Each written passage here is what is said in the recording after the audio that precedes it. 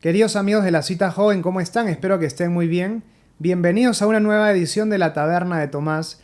El día de hoy nos acompaña Richard Dawkins y para quienes no lo conocen, él es un etólogo, zoólogo, biólogo evolutivo y divulgador científico británico, muy crítico de la religión, y con él vamos a conversar el día de hoy en dos partes. Y ambas partes van a abordar las relaciones entre fe y razón. Veamos entonces qué es lo que nos dice Richard Dawkins. Bueno, la fe alienta a las personas a hacer cosas sin razón.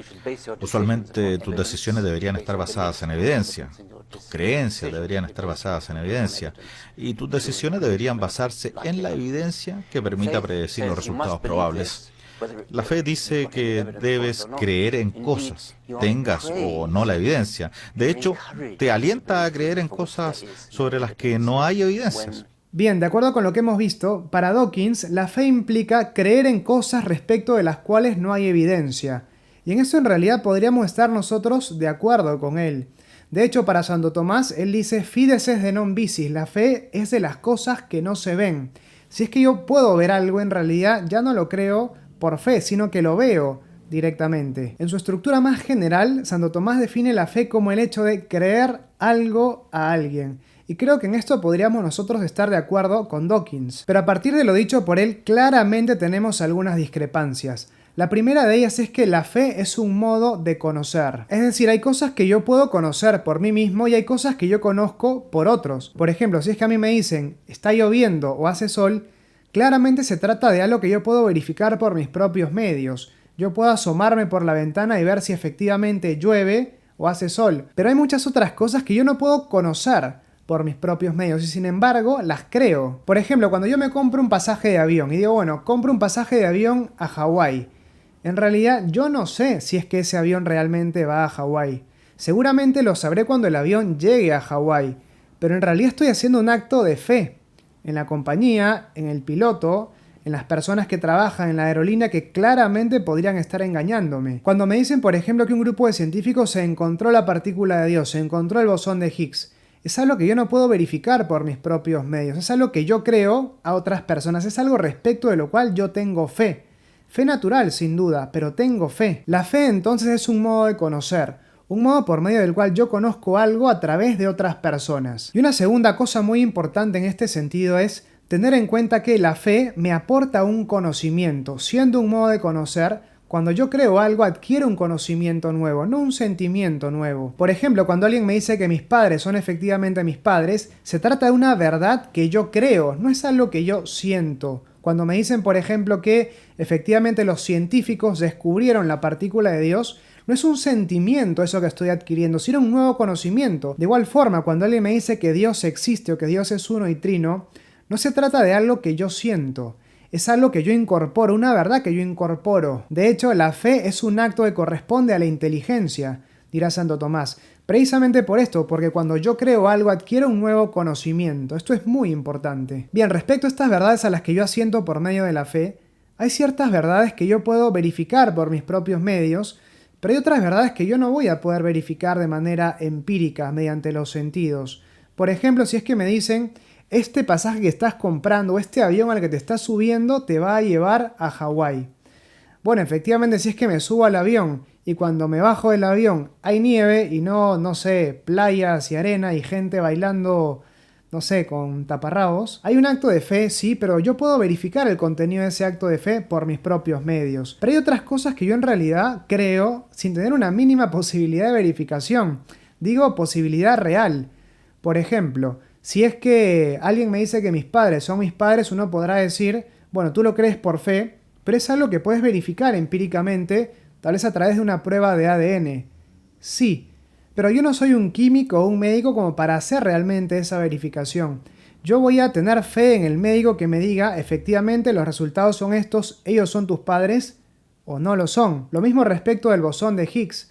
Si alguien me dice, efectivamente, los científicos han encontrado el bosón de Higgs, bien, se trata de una verdad que yo creo, pero es una verdad que yo realmente no voy a poder verificar por mis propios medios. Lo que tendría que hacer es estudiar física cuántica y no sé qué otras cosas más, irme al CERN y efectivamente llevar a cabo los experimentos que se necesitan para verificar si existe o no esta partícula. Pero no es algo que yo vaya a hacer porque claramente carezco de los conocimientos para hacerlo. Se trata de verdades que a mí me superan, que yo no puedo verificar por mis propios medios, sí, pero aún si quisiera probablemente no podría llegar a verificarlas. Bien, esto es muy importante porque la misma estructura tiene el acto de fe para lo natural que para lo sobrenatural. Porque claro, yo no puedo verificar por mis propios medios que aquellas cosas que creo efectivamente son así. Así como yo le creo al médico o al tipo de laboratorio que hace la prueba de ADN, así como yo le creo al científico del CERN, yo le creo también a Dios que me revela aquellas cosas que yo no puedo conocer por mis propios medios. Es importante que notemos que en ambos casos la estructura de conocimiento es la misma.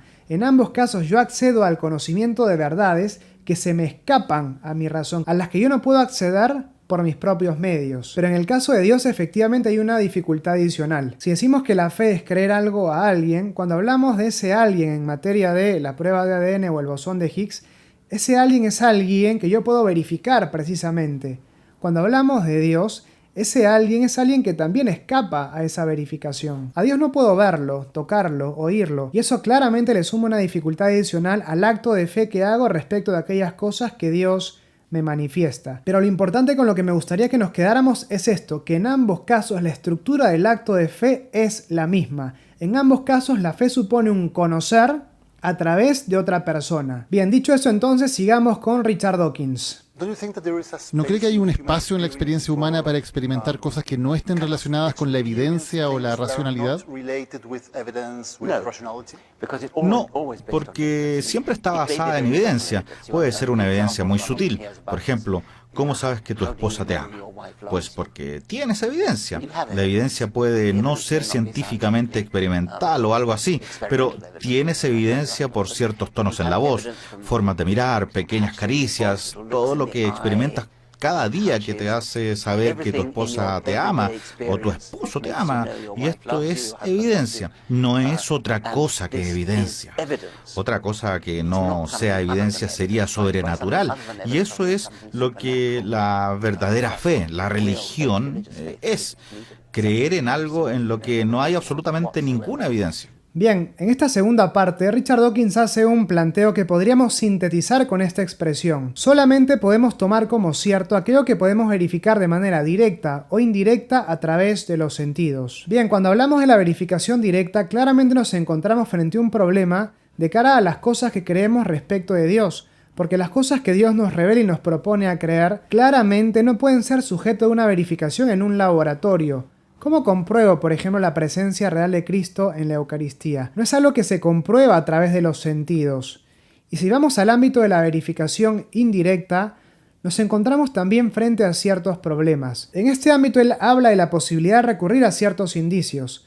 Claramente uno no puede ver el amor que su pareja le tiene a uno, pero sí puede verificar, dice él, en base a ciertas palabras o gestos de la otra persona, que efectivamente hay amor. Bueno, algo parecido puede aplicarse también respecto de Dios. Uno puede plantear, por ejemplo, en el hecho de que la iglesia exista a pesar de tantas persecuciones, una prueba indiciaria, un indicio de que Dios existe. Uno puede también encontrar en el testimonio de los mártires que aman tanto a Dios que dan su vida por Él, una prueba indirecta de que efectivamente Dios existe.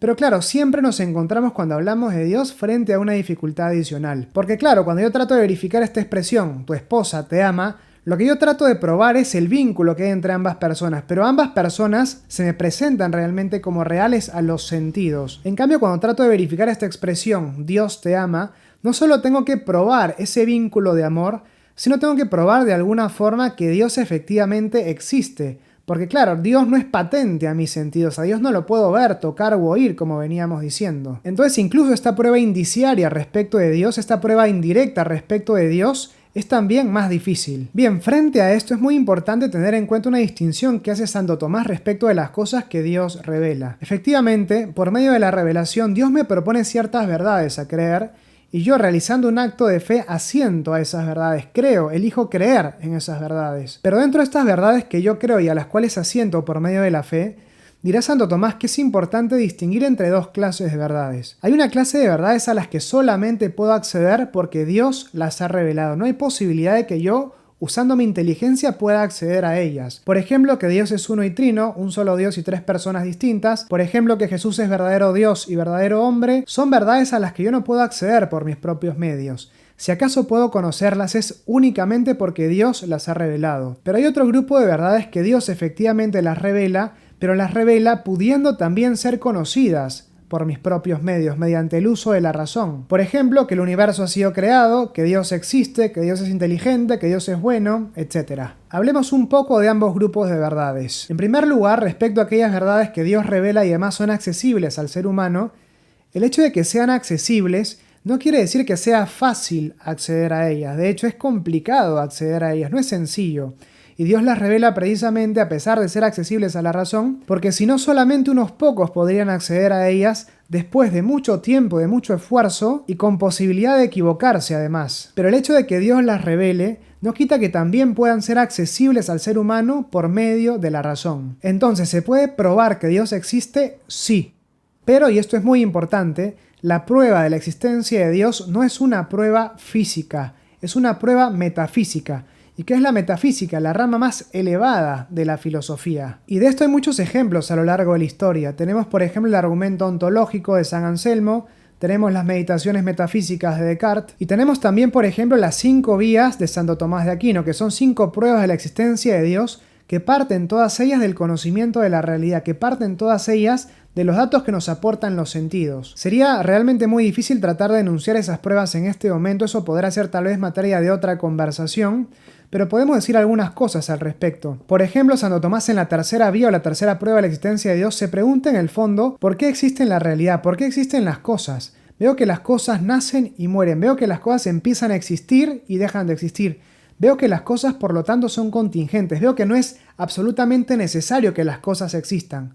¿Por qué existen entonces? En términos más contemporáneos podríamos formularnos la pregunta diciendo ¿por qué el ser y no la nada? Alguien que solo asigne carácter de verdad a aquellas cosas que puede conocer mediante los sentidos seguramente dirá, bueno, las cosas han sido dadas de esta manera, no tiene sentido formularnos esa clase de preguntas. Pero en realidad esta no es una respuesta convincente, no es una respuesta que aborde el problema, sino que lo posterga simplemente, no da una respuesta. Y es que si acaso es posible ensayar una respuesta y una respuesta que sea verdadera, es una respuesta que solamente puede hacerse, que solamente puede plantearse desde una perspectiva filosófica. ¿Hay verdad en la filosofía? Sí. ¿Hay prueba cierta en la filosofía? Sí. Pero para acceder ahí es absolutamente necesario salir del paradigma de que solamente puede ser verdadero aquello que yo puedo probar mediante una verificación empírica, aquello que yo puedo reproducir en un laboratorio, por decirlo así. Se trata de un esquema que en realidad empequeñece el conocimiento y lo reduce solamente al mundo de lo que yo puedo verificar por medio de los sentidos. Muchas veces esto se plantea como un avance, una maduración, y en realidad es un retroceso, porque se le priva precisamente a la inteligencia del derecho de afirmar cosas con verdad, a partir de razonamientos en los que se usa claramente la razón. Pero claro, no son argumentos fáciles, no son argumentos sencillos. Solo porque yo soy incapaz de conocerlas o porque no tengo los conocimientos que me permiten acceder a ellas, no quiere decir que estas cosas no sean verdaderas. Bien, y tenemos también aquellas verdades que solamente podemos conocer porque Dios las revela.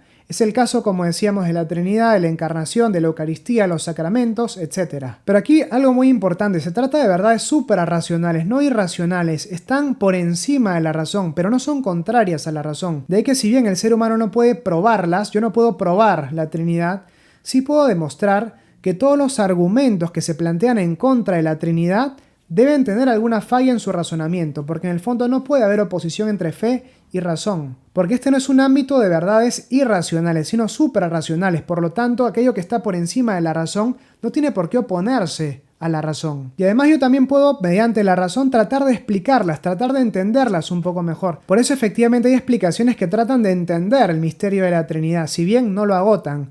Pero claro, son explicaciones que ayudan a entender mejor este misterio, pero de ninguna manera pueden ser tomadas como una prueba de que efectivamente este misterio se da. Y claro, al tratarse de verdades que están por encima de la razón, este creer algo a alguien que implica precisamente la fe, supone un contacto con ese alguien. Y por eso, desde una perspectiva sobrenatural, la fe en primer lugar es un don que Dios me da. Es un don al cual efectivamente yo desde mi libertad respondo. Pero en primer lugar es un don de Dios. Y es un don entonces que tiende un puente entre lo natural y lo sobrenatural. Y así entonces, como yo puedo creerle al médico que me dice efectivamente esos son tus padres después de hacer la prueba de ADN, o puedo creerle al científico que me dice efectivamente el bosón de Higgs existe porque ambos puedo verlos o tocarlos, por medio de la fe yo puedo también ver y tocar a Dios de una manera sobrenatural.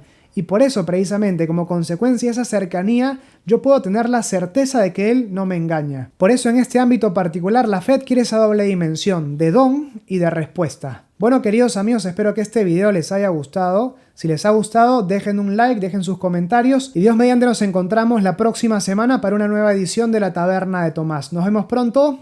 Chao.